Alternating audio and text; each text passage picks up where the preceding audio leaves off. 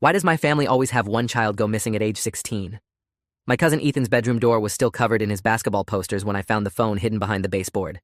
I was 15 years and 11 months old, exactly 3 weeks from my own 16th birthday, and I'd been sleeping in his old room at my grandparents' estate since my parents died in a car accident the previous year. The phone was an old flip model from 2019, the kind nobody used anymore, and when I charged it with a cable I found in the garage, it powered on to show 17 unread text messages. Every single one was from Ethan, sent in the 3 days before he disappeared 2 years ago. The messages got more desperate each day. First message said he needed help, that Grandpa Richard was planning something and he had to get out. The last message, sent at 2:47 in the morning on the day he vanished, just said, "If you find this, don't trust anyone in the family. Get out before you turn 16. I'd been living with my grandparents for 8 months by then, ever since the accident on the interstate that killed both my parents instantly. The grief counselor at school said I was doing remarkably well considering the circumstances, but what she didn't know was that I'd gone completely numb inside. I wasn't doing well. I was just existing, going through motions, letting my grandparents make every decision about my life, because I couldn't make any myself. They'd enrolled me in a private school near their mansion in the wealthy part of town, bought me new clothes, set me up in Ethan's old room, and told me repeatedly how lucky I was that they could provide stability during such a difficult time. My grandmother Helen was always baking things and asking about my homework, and Grandpa Richard took me to expensive dinners where he'd talk about family legacy and responsibility. They seemed like the perfect grieving grandparents stepping up when tragedy struck, and I'd been grateful for their support, even though something about the house always felt wrong in ways I couldn't explain. Ethan had been their grandson too, the son of my Uncle David, who lived in Seattle now. Ethan disappeared during a family vacation to the lake house 2 years ago when he was 16. The official story was that he went for a late-night swim and drowned, but they never found his body despite weeks of searching. The family held a memorial service with an empty casket, and everyone cried and talked about what a good kid he'd been, how tragic it was to lose someone so young. Uncle David barely spoke at the service and moved to Seattle 3 months later, cutting off contact with most of the family. I thought that was just his way of dealing with grief. But now, holding Ethan's hidden phone in my hands, I started wondering if he knew something the rest of us didn't. I scrolled through the other messages and found texts to someone named Julian, someone whose number wasn't saved in the phone. The messages to Julian talked about getting the proof and making them pay for what they did to Aunt Rebecca. I'd never heard anyone in the family mention an Aunt Rebecca. When I brought it up casually at dinner that night, asking if we had any relatives named Rebecca, my grandmother's fork froze halfway to her mouth. She exchanged a look with Grandpa Richard that lasted maybe 2 seconds, but in that moment, I saw something that made my stomach drop. It was fear, or maybe anger, or something else I couldn't name. Then Grandma Helen smiled and said Rebecca was Richard's sister, who died in a car accident 30 years ago, way before I was born, and we didn't talk about her much because it upset Grandpa. The way she said it felt rehearsed, like she'd prepared this answer for someone asking eventually. Grandpa Richard nodded and changed the subject to my upcoming birthday, asking what I wanted to do to celebrate turning 16. He said it was a special milestone and we should do something memorable. The way he emphasized special milestone while looking at me made my skin crawl for reasons I couldn't explain. That night I searched through old family photos stored in boxes in the attic, looking for any pictures of Rebecca. I found a few from the 1980s showing a teenage girl with dark hair standing next to a young Richard at what looked like a family gathering. On the back of one photo, someone had written, Rebecca, 15 inches in faded blue ink. On another photo from a year later, the same handwriting said, last photo before she left. Not died. Left. I took pictures of these photos with my phone and kept digging through the boxes, finding more inconsistencies in the family history. There was a memorial program for someone named Thomas Garrett, Richard's nephew, who apparently died at 16 in 1995. Another memorial program for a girl named Claire Garrett, who died at 16 in 2003. A newspaper clipping about a missing teenager named Marcus Garrett from 2011, Richard's grandnephew, who disappeared while hiking and was never found. Every single one was 16 years old when they died or disappeared. I started making a list on my phone, documenting every death or disappearance I could find in the family archives. The pattern went back 4 generations, with at least one teenager disappearing or dying at exactly 16 years old every few years. Sometimes there were gaps of 5 or 6 years between incidents, but the age was always the same. 16. Always 16. The causes varied: drowning, hiking accidents, car crashes, house fires, running away from home. But they all happened within days of the kid's 16th birthday, and in every case, Richard was somehow connected as a grandfather, great-uncle, or guardian. I felt sick looking at the list on my screen, counting 13 names including Ethan. 13 kids from the same extended family, all dead or missing at 16, across 40 years. My birthday was in 3 weeks. I was sleeping in the room of a cousin who'd tried to warn someone about this exact thing before he disappeared. And my grandparents were asking what special plans I wanted for my milestone birthday, with smiles that suddenly seemed less comforting and more calculating. I needed to talk to someone, but I didn't know who to trust.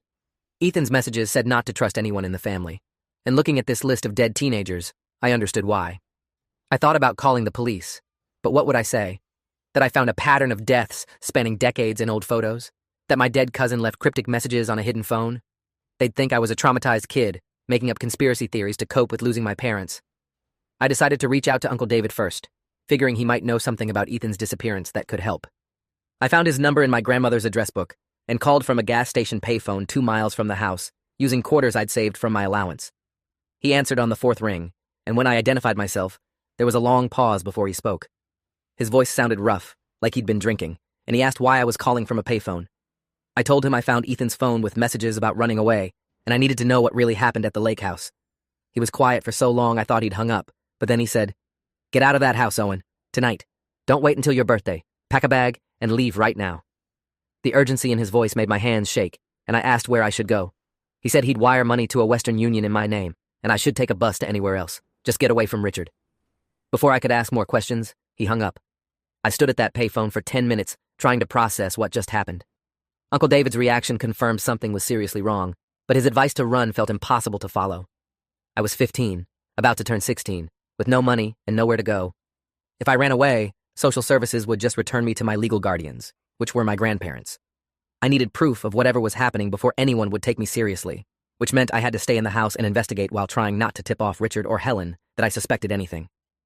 I walked back to the mansion, my mind racing through possibilities. Maybe there was a family cult. Maybe Richard was involved in trafficking.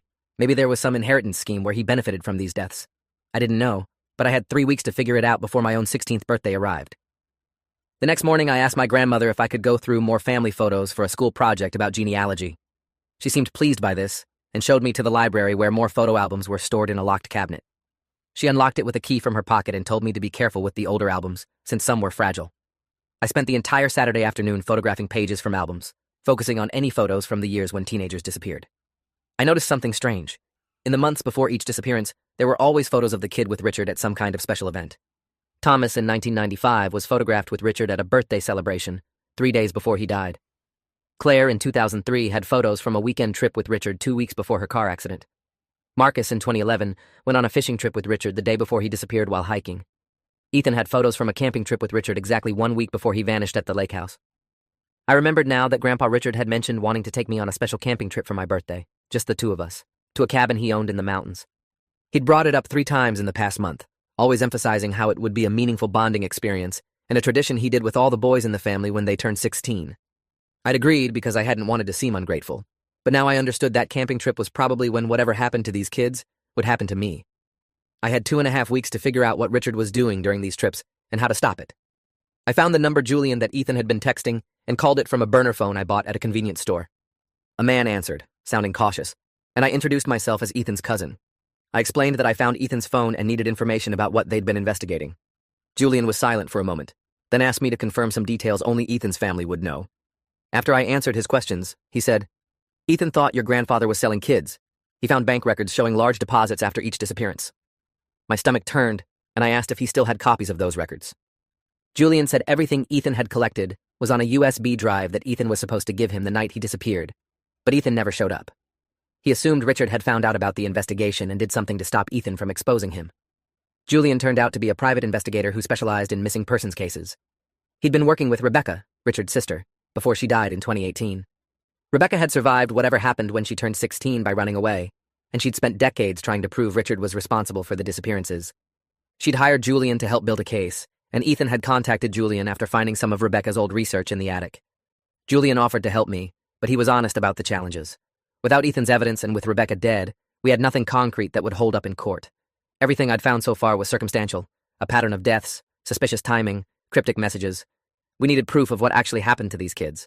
We needed to find where Richard was taking them or what he was doing with them. I spent the next week playing the perfect grateful grandson while secretly documenting everything. I installed a recording app on my phone that ran in the background during conversations. I photographed documents I found in Richard's study when he was out. I made copies of his calendar and appointment books. I noticed he had a monthly meeting scheduled with someone named Leonard Voss at an address in the industrial district. When I looked up Leonard Voss online, I found nothing. No social media, no business records, no property ownership. The address on Richard's calendar was listed as a warehouse owned by a company called Garrett Holdings. which I discovered was a shell company Richard controlled. The same shell company had purchased property in 5 different states over the past 20 years, always in remote areas. Julian ran background checks on Leonard Voss and found that it was an alias used by a man named Leonard Cross, who had 2 prior arrests for human trafficking that were dismissed due to lack of evidence. Julian said this matched the pattern he and Rebecca had suspected. Richard was connected to a trafficking network that moved teenagers through various locations, probably selling them to buyers who wanted children with no paper trail. The kids who died in accidents were probably the ones who tried to fight back or escape. I felt physically sick thinking about what happened to Ethan, to all those kids in the photos, while their families held memorial services and mourned them as tragic accidents. We had 11 days until my birthday when Julian called with a plan. He had contacts in the FBI who specialized in human trafficking cases, and he'd spoken to an agent named Kelsey Moore who was interested in the pattern of disappearances. Agent Moore wanted to meet with me to hear what I'd found and see if there was enough evidence to open an investigation. Julian warned me that the FBI moved slowly and probably wouldn't be able to do anything before my birthday, which meant I needed to be prepared to either run or find a way to delay the camping trip Richard had planned. I agreed to meet Agent Moore at a coffee shop across town the next day after school. Agent Kelsey Moore was a woman in her 40s with a no-nonsense demeanor and a recording device she placed on the table between us. She had me walk through everything I'd discovered, and she took notes while I talked. When I showed her the photos of the pattern of deaths and the connection to Richard's camping trips, she said it was concerning, but not enough for a warrant. When I mentioned Leonard Voss and the warehouse, her expression changed. She said Leonard Cross was someone they'd been tracking for years in connection with a trafficking ring, but they'd never been able to build a case against him. If Richard was meeting with Cross regularly, that was a link they could potentially investigate. She asked if I'd be willing to wear a wire to my birthday camping trip to record anything Richard said that might be incriminating. The thought of going on that camping trip while wearing a wire made me want to throw up, but I understood it might be the only way to get proof. Agent Moore explained that I'd have a GPS tracker and a panic button, and they'd have agents positioned within minutes of the location at all times. She said if anything started to feel dangerous, I should activate the panic button immediately, and they'd come in. I asked what would happen if Richard checked me for wires or found the tracker, and she was honest that it was a risk. She said I didn't have to do this, that I could just refuse to go on the trip and let them investigate through other means. But without direct evidence of what Richard was doing, it could take years to build a case, years during which other kids might disappear. I had 8 days to decide when I found another piece of evidence that made the decision for me. In Richard's office, hidden in a locked drawer I managed to pick open with a paperclip, I found a ledger. The ledger had dates and amounts going back to 1992, all written in Richard's handwriting. Next to each date was a set of initials and a dollar amount. The amounts ranged from $50,000 to $200,000. When I compared the dates to the list of disappearances I'd compiled, they matched. Every single disappearance had a corresponding entry in the ledger within a week of the incident. Next to Ethan's initials, written in August 2 years ago, was the amount $125,000. My hands shook so badly I could barely take photos of the pages, but I documented every entry before carefully replacing the ledger exactly as I'd found it. I sent the photos to Agent Moore immediately, and she called me within an hour. She said this was exactly the kind of evidence they needed, showing a clear financial motive and a pattern spanning decades. She was starting the process of getting warrants for Richard's financial records and the warehouse, but she emphasized that these things took time, and there were no guarantees they'd have everything in place before my birthday. She strongly recommended I find a reason to avoid the camping trip, maybe claim I was sick or have a scheduling conflict. She said my safety was more important than gathering more evidence, and they could work with what we had, but I knew that wasn't enough. Ledgers could be explained away, handwriting could be disputed, and without proof of what actually happened to these kids, Richard might walk free on some technicality. I told Agent Moore I'd do it.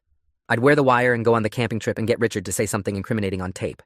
She made me promise to activate the panic button at the first sign of danger, and she spent the next 2 days training me on how to naturally steer conversations toward topics we needed on record. She taught me what kinds of questions would be admissible in court and what would be considered entrapment. She explained that I needed to let Richard say things without me suggesting or leading him to conclusions. The wire itself was a small device that looked like a button on my flannel shirt, with a microphone so tiny I could barely see it. The GPS tracker was built into my watch, which looked like a normal sports watch I might wear camping. My birthday fell on a Friday. Richard had planned for us to leave Thursday night and spend 2 nights at his mountain cabin before returning Sunday morning. On Wednesday, Agent Moore positioned her team at various points along the route to the cabin, all of them ready to move within minutes if I activated the panic button. Julian drove by the house twice that day just to make sure I knew I wasn't alone in this. I packed my bag with camping gear, the wire hidden in my shirt pocket, and the watch strapped to my wrist. I tried to act normal at dinner Wednesday night, making conversation about school and thanking my grandparents for planning this special trip. Grandma Helen seemed emotional, hugging me longer than usual, and telling me I'd grown into such a remarkable young man. The way she looked at me made me wonder if she knew what Richard was doing, if she'd known all along about all those kids, or if she was just as manipulated as everyone else in the family. Thursday morning, I activated the wire before Richard and I loaded the truck. Agent Moore's voice came through the tiny earpiece I wore, barely audible, confirming they were receiving audio and tracking my location. Richard seemed relaxed as we drove north into the mountains, talking about the history of the cabin and how his father used to take him there when he was young. He said it was important for men in the family to have these traditions, places where they could connect away from the distractions of modern life. I asked if he'd brought Ethan here, and he said yes. They'd had a wonderful trip talking about Ethan's future and what he wanted to do with his life. The casual way he said it while knowing what happened to Ethan made my skin crawl. We arrived at the cabin around 3 in the afternoon. It was more isolated than I'd expected, at least 20 miles from the nearest town, surrounded by dense forest with no other buildings visible. Richard parked the truck, and we unloaded our gear, and he showed me around the property. There was the main cabin, a small shed for tools, and a root cellar dug into the hillside that he said was for storing food during longer stays. Something about the root cellar made me uneasy. The door was new, much newer than the rest of the cabin, and it had a deadbolt lock on the outside. Richard saw me looking at it and said he'd had problems with bears getting into the food storage, so he'd reinforced the door. The explanation sounded reasonable, but the size of the lock seemed excessive for keeping out animals. We spent the afternoon setting up camp and preparing dinner. Richard was talking more than usual, sharing stories about the family and asking about my plans for after high school. He wanted to know if I'd thought about college, what I wanted to study, whether I planned to stay local or go somewhere else. I gave vague answers while trying to steer the conversation toward the other kids he'd brought here. I mentioned that I'd been looking through old family photos and noticed he seemed to have a tradition of these birthday trips with lots of the teenagers in the family. He smiled and said yes, it was something he'd done for decades, a way of marking the transition from childhood to young adulthood. He said it was important to have these conversations one-on-one, away from parents and siblings, so the young person felt comfortable being honest about their goals and fears. After dinner, as the sun was setting, Richard suggested we take a walk through the woods. I hesitated, my hand moving instinctively toward the watch on my wrist, where the panic button was built in. Agent Moore's voice crackled softly in my earpiece, telling me they were tracking my movement and had agents within 3 miles. Richard noticed my hesitation and asked if something was wrong. I said I was just tired from the drive, and he suggested we postpone the walk until morning. We spent the evening by the fire, and Richard opened a bottle of expensive whiskey, pouring himself a glass and offering me one. I declined, saying I didn't drink, and he seemed pleased by this, commenting that I was mature for my age. Around 10 at night, Richard said he needed to check something in the root cellar before we turned in for the night. He took a flashlight and walked over to the cellar door, unlocking it with a key from his pocket. I watched from the cabin window as he descended into the cellar and stayed down there for almost 15 minutes. When he came back up, he was carrying something small that he put in his truck. I couldn't see what it was, but the way he looked around before placing it in the vehicle made it clear he didn't want me to notice. I waited until he was inside and using the bathroom, then quietly walked to the truck. In the back seat, covered with a tarp, was a metal briefcase with a combination lock. My hands shook as I took a photo of it before returning to the cabin. I barely slept that night, listening to Richard snoring from the other bed and running through scenarios in my mind. If he was planning to do something, when would it happen? Tomorrow during the walk through the woods? Was the root cellar involved somehow? I kept my hand near the watch, ready to press the panic button if anything felt immediately dangerous. Morning came and Richard made breakfast, talking cheerfully about the day ahead. He said there was a beautiful overlook about an hour's hike from the cabin that he wanted to show me, a place where you could see 3 mountain ranges at once.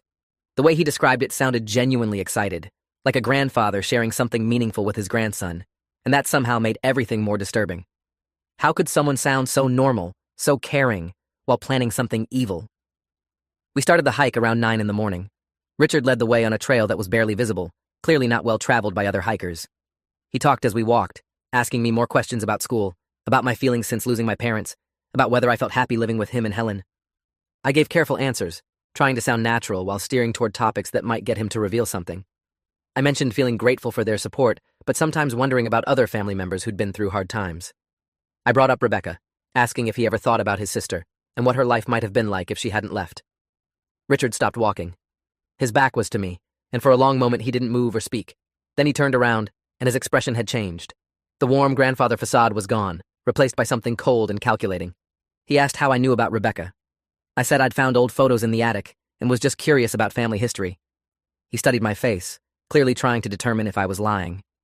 Then he said Rebecca was troubled, had run away because she couldn't handle the responsibilities that came with being part of the family.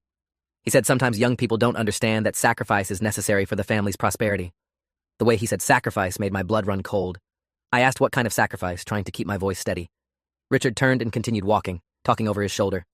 He said the family had maintained its wealth and position for generations through strategic decisions that sometimes required difficult choices. He said every family had its traditions, its ways of ensuring the next generation inherited something of value. He said I was smart enough to understand that privilege came with obligations. I was recording every word, but his statements were still vague enough that they could be interpreted multiple ways in court. I needed him to be more specific, to admit to something that couldn't be explained away. We reached the overlook, and it was as beautiful as he'd described. But I barely registered the view because Richard was pulling out his phone and making a call. He walked a few feet away, speaking quietly to whoever answered. I heard him say, "We're at the location. Confirm arrival time for pickup." He hung up and turned to me with a smile, saying we should head back to the cabin because he had a surprise planned for the evening. My heart was racing, and my thumb found the panic button on the watch. Agent Moore's voice came through the earpiece, telling me to keep Richard talking and that they were moving into position. On the walk back, I asked Richard directly who he'd called. He said it was someone he wanted me to meet, a family friend who helped with certain business arrangements. I asked what kind of business, and he stopped walking again. This time, when he looked at me, I saw recognition in his eyes. He knew that I knew something. He asked to see my watch, saying it looked like a nice model, and he was curious about the brand. My mind raced through options. If he found the GPS tracker, if he realized I was wired, I'd lose any chance of getting him to confess on tape. But if I refused to show him the watch, he'd know for certain something was wrong. I decided to activate the panic button. I pressed it once, holding for 3 seconds like Agent Moore had taught me. Then I took off the watch and handed it to Richard, saying it was just a basic sports watch I'd gotten for Christmas. He turned it over in his hands, examining it carefully. He was about to hand it back when his phone rang. He answered, and I heard someone on the other end speaking urgently. Richard's face darkened, and he ended the call. He looked at me and said, "The FBI is here, aren't they?" There was no point in lying anymore. I said yes, and that I knew what he'd been doing to those kids, that I had evidence of the trafficking and the money, that it was over. Richard laughed. Actually laughed. He said I had no idea what I'd just done, that the people he worked with didn't take kindly to interference. He said even if the FBI arrested him, there were others in the network who would ensure I never testified, that my life would be in danger from people far more ruthless than he could ever be. He said I'd made a mistake thinking this ended with him. But before he could say more, I heard voices shouting and saw FBI agents emerging from the woods. Agent Moore was in front, weapon drawn, calling for Richard to get on the ground. Richard's expression shifted from anger to resignation, and he raised his hands, dropping the watch. The next few hours were chaos. More agents arrived, securing the cabin and the root cellar. I watched as they brought up evidence from the cellar. Documents, hard drives, what looked like medical equipment. Agent Moore stayed with me while I gave my statement, explaining everything I'd found and recorded. She said the recordings were clear and admissible, that Richard had said enough on tape to support charges. When I asked what was in the root cellar, she said it appeared to be a temporary holding facility, a place where Richard kept kids before transferring them to whoever was buying them. They found evidence that multiple children had been held there over the years, including items that belonged to Ethan. Richard was arrested and charged with human trafficking, conspiracy, and multiple counts of kidnapping. Leonard Cross was arrested the same day at the warehouse in a coordinated raid. The FBI seized financial records showing transactions between Richard and an international trafficking network that operated in 7 countries. The ledger I'd photographed turned out to be critical evidence, directly tying Richard to payments received for each missing child. Agent Moore told me that my willingness to wear the wire and get Richard on tape had made the case airtight in ways that would have taken them years to build otherwise. The media coverage was immediate and overwhelming. The story of a wealthy businessman running a trafficking operation while disguised as a devoted grandfather made national news. My name was kept confidential because I was a minor, but everyone in the family knew I was responsible for exposing Richard. The reactions were mixed. Some family members called me a hero for stopping him. Others accused me of destroying the family reputation and refused to speak to me. Uncle David called to say he wished he'd been brave enough to investigate when Ethan disappeared, that maybe his son would still be alive if he'd pushed harder instead of running away to Seattle. That conversation broke something open in me, all the grief and anger and terror I'd been holding in for weeks, and I cried for the first time since my parents died. Grandma Helen was arrested 3 weeks later as an accessory after investigators proved she'd known about the trafficking and had helped cover up several disappearances by providing false alibis for Richard. She pleaded guilty in exchange for a reduced sentence, and in her statement, she admitted she'd known for decades what Richard was doing, but stayed silent because she was terrified of him. She said he'd threatened to hurt her, to hurt other family members, to destroy everything if she ever told anyone. The revelation that she'd known about kids being sold and had done nothing to stop it made me physically ill. I'd lived in her house, eaten her food, let her hug me while she knew what her husband had planned for me. The FBI's investigation expanded to identify all the children who'd been trafficked through Richard's network. They found that 13 kids from our family had been sold over 40 years. 5 were confirmed dead.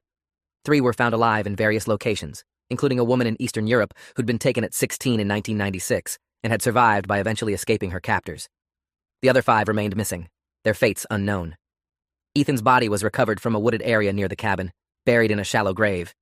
He'd been killed the night he disappeared, probably when he tried to run or fought back against being taken. Uncle David flew back for the burial, and this time, there was a body in the casket.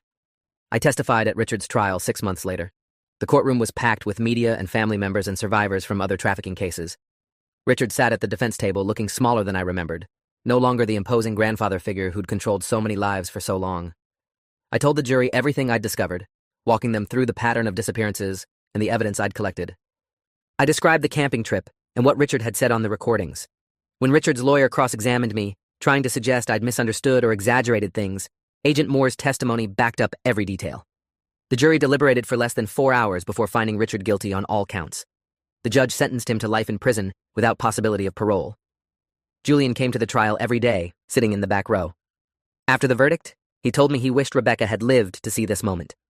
He said she'd spent her entire adult life trying to expose what Richard was doing, and that it took tremendous courage for me to finish what she'd started. He gave me a box of Rebecca's research, files she'd compiled over decades documenting her suspicions and tracking the disappearances. Reading through her notes, I saw how close she'd come to proving everything, but had never found the concrete evidence needed to convince authorities. I understood that my ability to find that evidence had been partly luck, being in the right place, finding Ethan's phone, having access to Richard's office. But Julian said it was more than luck. It was determination and intelligence and a willingness to risk everything to save others. I stayed with a foster family for the remaining months until I turned 18. The foster parents were kind people who understood I needed space to process everything. I finished high school and started therapy with a counselor who specialized in trauma. The counselor helped me understand that what I'd experienced wasn't just the stress of the investigation, but the aftermath of discovering that my entire family structure had been built on lies and abuse. She said it was normal to feel angry and betrayed and scared, that healing would take time. I applied to colleges far from home, wanting distance from the mansion and the family and the memories. I got accepted to several schools and chose one in Oregon, near where Uncle David had relocated.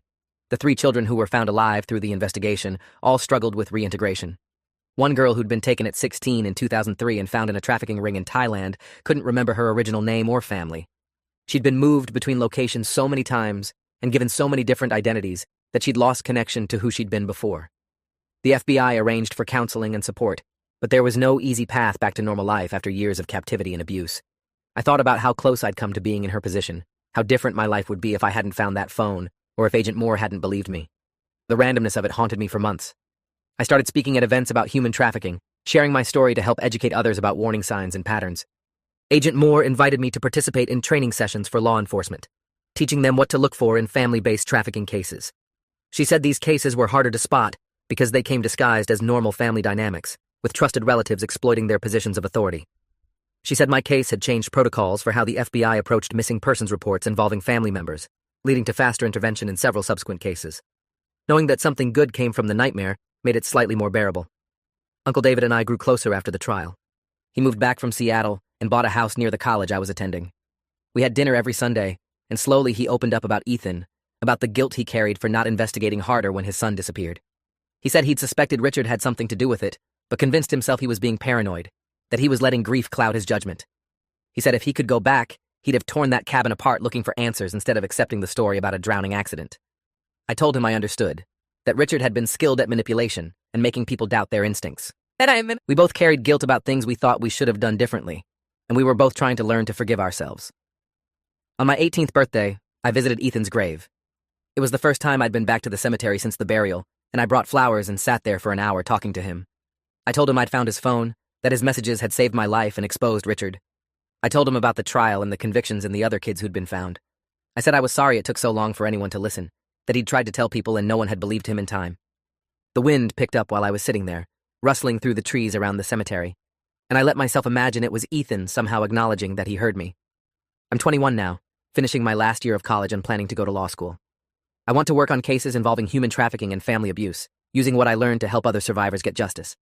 The investigation into Richard's network is still ongoing, with new leads emerging as more victims come forward. Agent Moore calls me occasionally to update me on the progress, and she said they've identified at least 40 children who were trafficked through the same operation over the years, not just from our family, but from others Richard had connections to, through business and social circles. The scope of what he did, the number of lives destroyed, is still being calculated. Sometimes people ask if I regret investigating, if I wish I'd just run away like Uncle David suggested, or stayed ignorant about what was happening. The answer is complicated. The knowledge of what Richard did, what he planned to do to me, has changed me in fundamental ways I can't undo. I have nightmares about the root cellar, about what would have happened if I'd gone on that camping trip without the wire. I struggle with trust and constantly watch for warning signs in people around me. But I also know that if I hadn't investigated, Richard would still be operating, and more kids would have disappeared. The 3 survivors who were found would still be in captivity. Ethan's body would still be in an unmarked grave with no one knowing the truth of how he died. I choose to believe it was worth it. That Ethan would be proud I finished what he started. That Rebecca would be grateful someone finally exposed Richard. That the cost to my own peace of mind was justified by the lives saved and the closure brought to families. On harder days, when the nightmares are especially vivid or the anxiety gets overwhelming, I remind myself that courage isn't the absence of fear. It's moving forward despite being terrified, choosing to act when it would be easier to look away. I was scared every day of that investigation, every moment of that camping trip, every second of my testimony. But I did it anyway, and that's something Richard can never take away from me. The family mostly fractured after the trial. Some relatives stayed in touch, but many couldn't handle the shame of being associated with what Richard had done. The mansion was sold to pay legal fees and restitution to victims. Grandma Helen is in prison serving her sentence, and I've never visited her. I don't know if I ever will. Some betrayals are too complete to forgive, and knowing she could have stopped Richard at any point and chose not to feels unforgivable to me now. Maybe someday I'll feel differently, but today I don't. I found out last month that the woman who was rescued from Europe, the one taken in 1996, has written a memoir about her experience. I bought a copy and read it in one sitting, crying through most of it. Her description of being taken, of the years of abuse and survival, of finally escaping and rebuilding her life, was both devastating and inspiring. At the end, she thanked me by name for exposing the network and helping her finally get closure about where she came from and what happened to her. She said she'd spent years not knowing why she'd been taken or who had sold her, and knowing the truth, as painful as it was, allowed her to finally process the trauma and move forward. That acknowledgement meant everything to me. If you made it this far, I hope you understand why I did what I did, why I couldn't just run away or let the adults handle it.